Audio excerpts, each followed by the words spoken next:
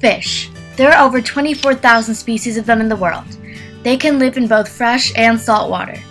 Fish support large ecosystems but are also very important to humans as well. The Pacific harbors both shell and pelagic fish such as herring, halibut, cod, crab, tuna, shrimp, and oysters. These are all consequential to Canadians, both along the east and west coast. However, the most important fish is salmon. In the west coast, there is more variety of it.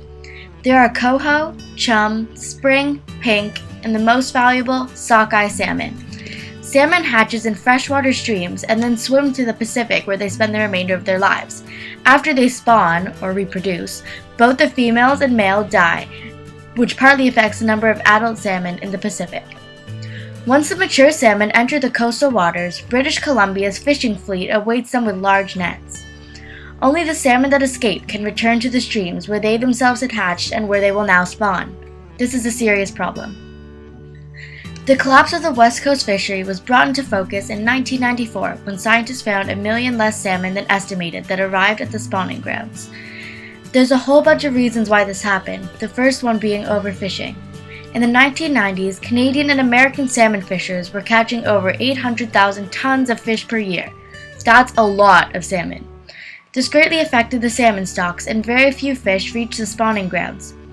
Another reason why the salmon levels are decreasing is because of the changing climate due to global warming. Salmon prefer water that is below 7 degrees, but the ocean is slowly becoming warmer. If this continues, the fish will travel northwards towards the Bering Sea, rendering Canada of its salmon fishery. A lack of a salmon fishing treaty also has a negative effect on the aquatic life in Canada.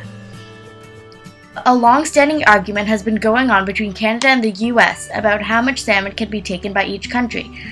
If they cannot come to a settlement where the fish conservation is balanced, the salmon may disappear. There's also an increasing demand in salmon that needs to be balanced into 3 groups: the First Nations, the sports fishers, and the commercial fishers. Back in the 1990s, the commercial fishers accumulated 94% of the salmon, when the others only got 3% each. The Aboriginal people want the salmon for 2 reasons. The first is because they got the right to fish for their own food and believe they are entitled to keep any salmon they catch. They also want it for social and ceremonial purposes. The other group is the people who fish for sport and who want a bigger share of the available salmon. And the commercial fishing industry is facing the idea that they have to reduce their catch in order to give the First Nations people and the sport fishers more salmon. This creates conflict between the government and the 3 groups. The last issue regarding the future of the salmon industry is aquaculture, which is like the ocean equivalent of farming. But in this case, aquaculture faces many perks, but many consequences too. Some of the perks are that farm-raised salmon is cheaper to buy than wild. There is more salmon to purchase in farms because the amount of fishing is larger than in the wild. And lastly, because scientists have proven that the salmon grows faster in the pens that harbor the salmon.